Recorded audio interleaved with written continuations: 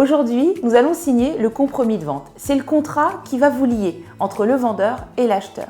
Vous êtes mis d'accord sur un prix de vente, sur des conditions. Et ces conditions, elles vont être détaillées dans le compromis.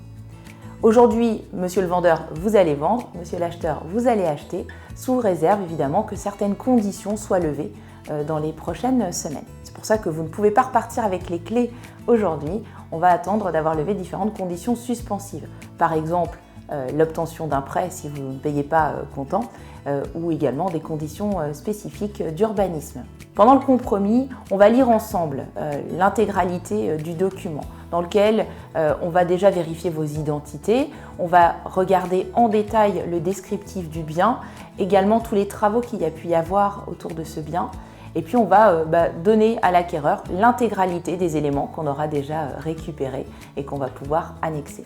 C'est vraiment important que ce moment ait lieu, ce soit un échange, que vous puissiez aussi vous poser toutes les questions nécessaires et nous poser les questions nécessaires.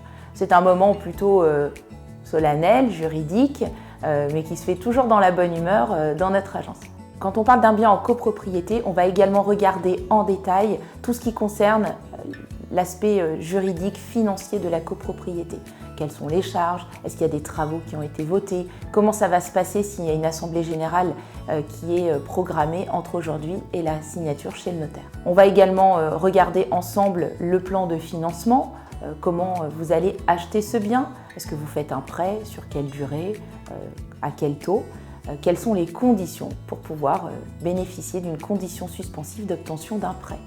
Si vous voulez en savoir plus sur la condition suspensive d'obtention du prêt, je vous invite à consulter la vidéo qu'on vous a préparée.